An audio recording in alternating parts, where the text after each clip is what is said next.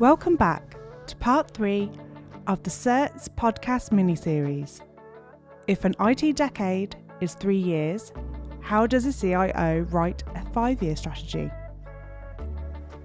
In this episode, John Granger and Nick Thrussell discuss data, analytics and digital transformation as part of an IT strategy. Let's dive into part 3. So we had so much to go through. In the first meeting, I think, has been put into 2 episodes. So Yes. I took a note of some topics, which I thought what we could do for here is just, again, in the sort of strategic view, just talk about them. The areas I got were around data and analytics, remote working and collaboration. Big ones were cloud and hybrid. That's and then saving the best till last. Digital transformation and dare I say it, innovation. So there's quite a bit to get in there. But if we kind of just remind ourselves where we were on the previous episode, we were talking about all the sorts of considerations that a CIO, a CTO have to take into account. One of the points you were making was, if you can, it's the last strategy to write because it should be coming off the back of all of the business strategies. I think it was one of the key takeaways from your experience. So if you take that in mind, maybe we kick off with data and analytics. Probably a good one because if that isn't grounded in some kind of business strategy, you could end up with quite an expensive kind of white elephant. Oh, completely. And let's face it, the last, I suppose, 18 months especially, but before that, the build-up of the last 3 years, so data is becoming, absolutely, critical now for organizations, realizing what they actually have, the power of what they have, and how they can use it for predictive analytics, business development, market expansion, and general operations of where waste is within business, as well as positivity to expand and push. But generally, overall, you and I both know, John, if it's not in data's not in the right place, let's say, in terms of and your understanding of what you have, then you can invest all you like, but you will still not reap the benefits of understanding and the power of your data, or what the market data is, because you can't make head and tail of it. There's no conformity, no consistency, no categorizations of how we do it. What do we class as data important or not, and what are we going to share or not share? So there is so many things that the business outside of an IT strategy or technology strategy has to grapple with and understand and get a grip of themselves before, I suppose, we are the cherry on the top for them to realize the full potential of what they have and how they can maximize it. Yeah, my view of the sort of the data strategy is it's the hardest one. That's a bit of a claim, isn't it? Because they're all quite tough. But I think it's the hardest one because it has so many facets that all have to be lined up for it to deliver value. So, you've got your data, but then is it even addressable or accessible, with the tools that you want to use? Okay, it is now. Is it in the right format? Well, it wasn't, but now it is because there's new technologies that can deal with less structured data. Okay, that's great. This is all sounding very exciting. And then you might turn and say, is the business kind of in the mindset to ask data-led questions, the sort of quantitative research, all the disciplines of that? And then you might say, well, no, a lot of what's happening is on intuition, or we don't have a strong data culture. And that's not a criticism, because if you haven't had the data in the first place, it's a little bit of a horse and cart scenario. Completely. And the emergence of organizations investing in true analytical teams now, where there used to be, you might have somebody that's good at generating reports within a department or in a service, or even in, within your technology teams. Now it is an analytics purpose bespoke team that helps shape all that as well. Yes, and we've all been there, I think, where you're trying to get things started, you're trying to spark some imagination. The phrase use case appears, and you have this sort of like, well, what are we going to do? Well, what would you like to do? And Yep. you have to be really careful that you don't whatever you start with genuinely is grounded in that strategy you were referring to earlier. Otherwise, you can end up with something that gives you an insight, but maybe it's not actionable. If you're looking at automating a process, for example, and it's got 28 steps in it, if someone says, "Oh, we really want to look at this step," you know, who in the organization is saying, "Well, hang on a minute, actually, let's look at the end to end," because what you're actually looking into is a bit of a symptom, which might actually still be valuable to know, yeah. But Yep. the root cause potentially is over here. It's kind of another level of kind of analysis that I think where you take any sector that isn't traditionally data driven, is more insights and intuition and experience driven. It's a big leap, and I think that's where when they talk about data being oil and all that sort of stuff. Yep. You've got the cliche bit, haven't you? When people know it's important, but they're not doing anything about it. So I would say my experience, this is one of the sort of the top tier things to sort. In other words, like the hardest. There's so many other dependencies to get yourself, maturing in the data space. Completely. Completely. And I know we're going to touch on digital transformation later, but we always talk about process, people, technology. Years ago, in terms of when we're doing transformation, digital or otherwise.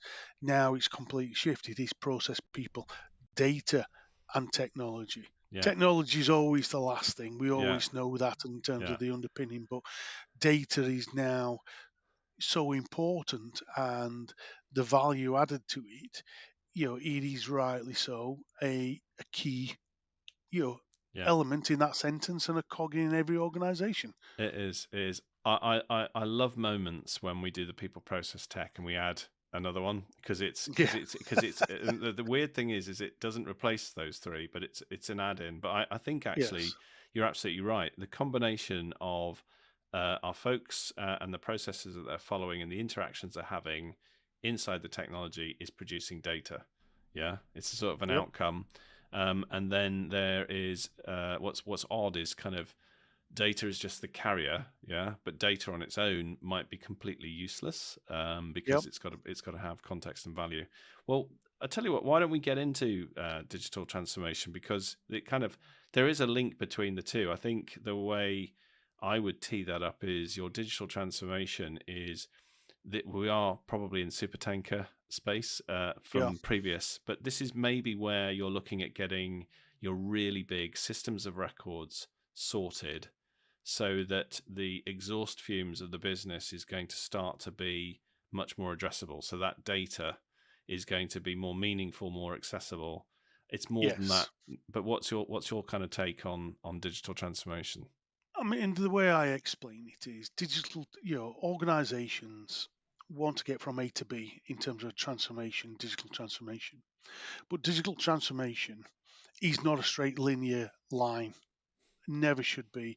It's more of a helix and a DNA, constantly evolving, changing, moving. You're learning, you're developing, you constantly to get from A to B. So it's an opportunity, I think.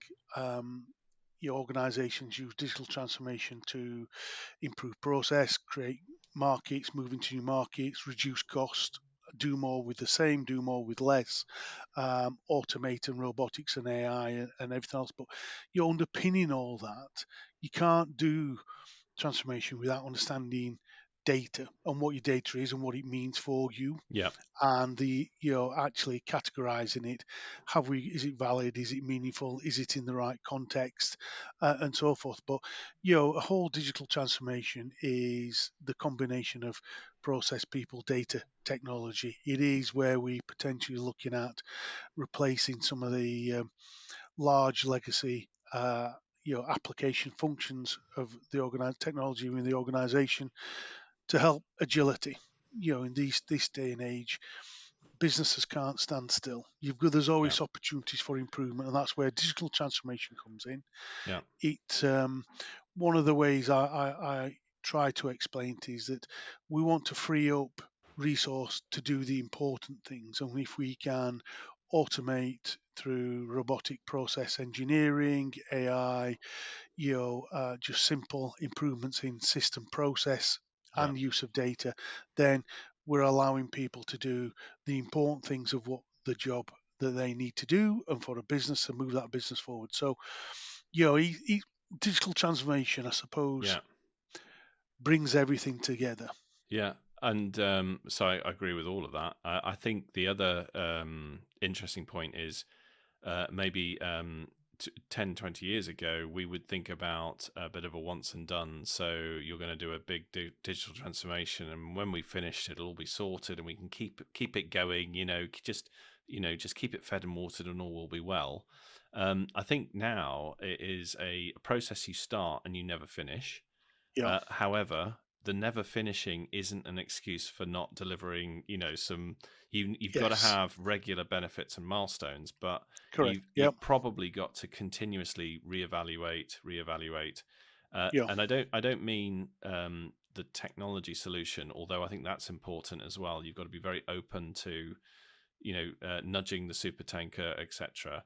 But I think the business context is changing so quickly for so yep, many industries. It's almost like, well, actually, digital transformation is kind of this is a weird way to say it, but it's kind of becoming the BAU for how yeah, to enable a business yep. with technology in an environment that changes a lot. If you're really lucky and Completely you're agree. in an industry that doesn't change at all, I mean, I don't know of any, but just say you weren't, you could potentially still do a once and done transformation. But even then, the tech's going to change. Yes. So I think it's probably. I mean, to me, that's very obvious. But I'm thinking, Nicholas, some folks might be still thinking, "Oh yeah, we just need to do this, and then it's all sorted." If they thought more of a it's continuous, doesn't that also help us with our time frame exam question of the 10-year plan? Yeah, and it's about mindset within organization as well in terms of that continual learning and moving it forward and having and installing the confidence Yeah, and knowledge about challenge, process waste. Is this the most optimal way we're doing? Are we doing it the right way? Let's do it. And that's obviously where a lot of organizations are bringing and creating product owners yeah, now yes. within the business to challenge, are we doing it the right way? And it's not about producing nuts and bolts and widgets and everything else all the time by an organization. We're talking your services, delivering the processes, how do we interact internally as well as externally to an organization. So you're right, you've got to constantly nudge it along.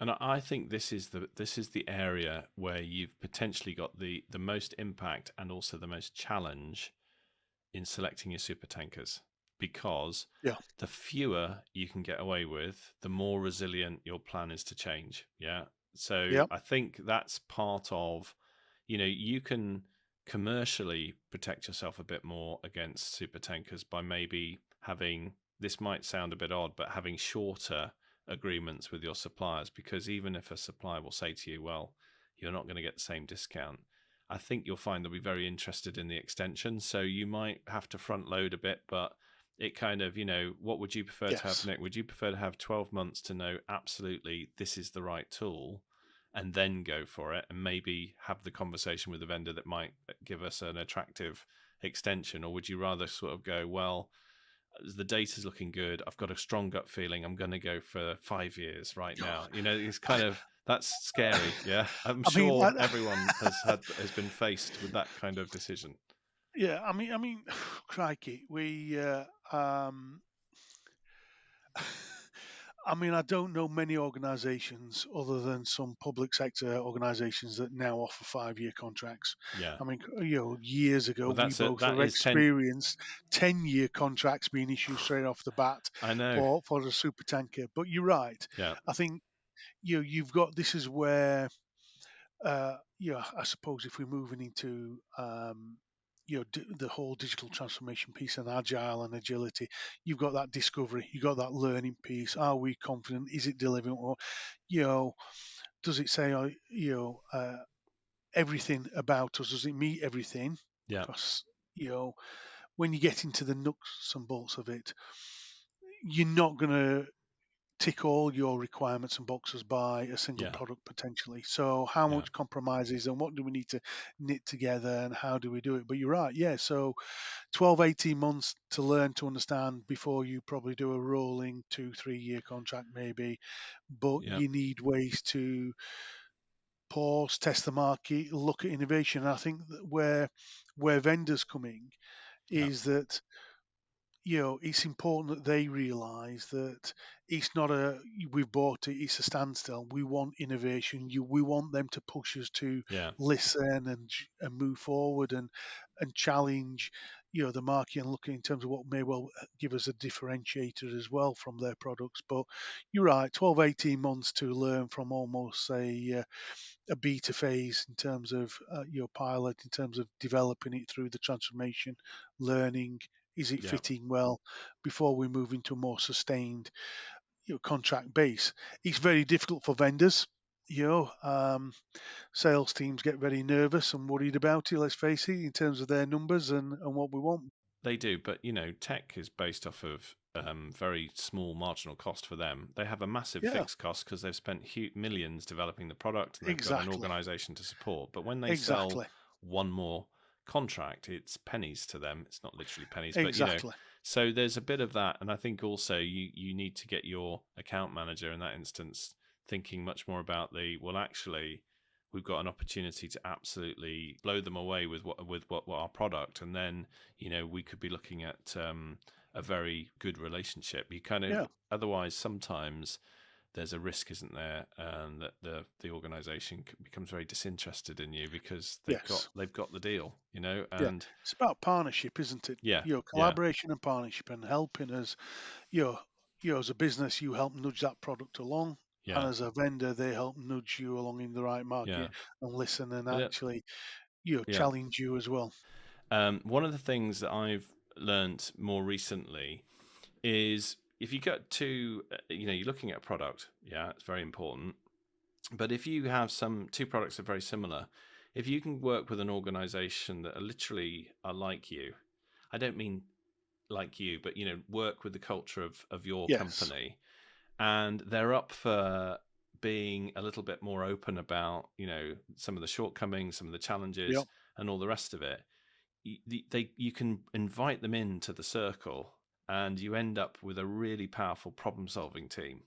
But if Yeah. you have a team that's very formal, who don't want to admit anything, or no, everything's perfect, that kind of don't give him any bad news, that sort of thing. I think it's really important to get partnered with someone who's going to ring you up and say, Nicholas, look, I'm just as a one-to-one, but I want to tell you that decision yesterday was the wrong one, and I need to, Yeah. that kind of Yeah. it can make a big difference, can't it, for It suppliers can or indeed. partners to be a bit more brave and really go Yes. for the relationship. Yeah. We understand your strategy and your journey of where you want to get to, but we don't think you should do it in that order. Yeah, Do it in this order. We can help you. We will invest to help yeah, you achieve what we want, and we can grow that partnership. And we think you're a good platform for us to demonstrate that, as well yeah. as us to help you move your business forward. And the key thing you just said was, it's not a sentence of we don't think you should do that. Pregnant pause. Yeah, it's we've also thought about it, and this is another route, because that's the classic, isn't it? Where if you've got a partner that's not only suggesting it shouldn't be this direction, but here's some alternatives, then that they're really into the relationship, because that's really Yes. obvious thing to do. But if the partner doesn't do that, then it's a sort of a bit of a red flag for me of transactional behavior. Yeah, completely agree. And they are, in terms of the kind of vendors that struggle with a digital transformation, in terms of constantly evolving and moving an organization and having that Yeah, helix and learning and moving and having that agility to move forward overall. And these days, lots of people still buy the monolithic platforms. We all know that we all can't get around that. but it's how they're now being pushed and moved, and as we've talked about in the last session, AI being coming to the forefront of now, and process robotics to help people understand and have that intelligence and center around data as well. So they've listened. It's not I think a lot of vendors now realize it's not about pushing and forgetting. Yeah, It's about evolving, listening, moving, and yeah, pivoting if they need to yeah. with the trends and innovation that comes from other areas. And let's say AI is a key example of that, generally overall, by a lot of the products that's now on the market. I think so. The monolithic thing is probably worth talking about in digital transformation context, because there's there's there's a kind of like a common sense view of having one system that isn't really grounded in engineering or in physics or in reality. Yeah. So a lot of people, you'll hear the phrase a lot, we just want one system that does everything. Yep. We've got too many, or the phrase, we've got too many systems. Yeah. So, Yes. but that's a bit like saying we've got too many different types of employee and we just want one employee who can do absolutely every role. Yeah. It's, I know Yes. I'm using a ridiculous analogy, but I'm trying to bridge it to folks that aren't It's technical. completely right, John. In terms of how you just described, it's completely right. Is one bolt the same as the next bolt? Do we only want one that fits absolutely everything? But well, it might not be.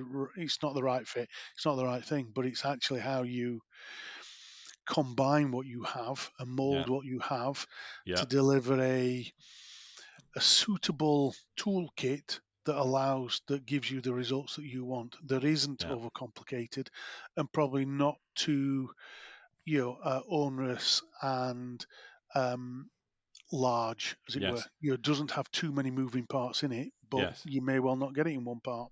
yes. And another analogy I'm just thinking of is like the sort of the multi-tool. Yeah, Yeah. they're handy when you're on a push bike. Yeah, but if you're not on a push bike and you're actually trying to build something, you probably want a set of spanners. Yeah, you don't want Yes. to be. Exactly. And if there's any problem with that multi-tool, you've lost it. You've lost all of it. Yep. And when the multi-tool's being developed by the manufacturers, what are they focusing on? What are they getting famous for? So I think that's a real, that should be the other side when people are thinking of the monolithic. I think the problem is with the monolithic, it's such a strong sales message to a non-technical audience. It's so Yes. it's kind of intuitive, isn't it? You go, well, yeah, obviously we want one system, but it's not got that engineering experience, which is Correct. probably a big value add that a clued up CTO, CIO can Yep. add to an organization. Yeah. Completely. And it's probably human element in terms of actual usability as well. How much adoption is there? You don't want to customize it so you've got it looking like your current system. There has to be challenges and learnings from a business during transformation of with systems. But ultimately, you don't want to break it either. There are synergies and it's a fine balance. But like I say, if you're selling to non-technical engineering people one system, it's not fantastic. But ultimately, what is the compromise? Are you actually truly getting everything that you want, Well, yeah, or or not? Are we going to have to throw a load of other things away yeah, that actually happen behind the scenes yeah. that you don't know, and restart again?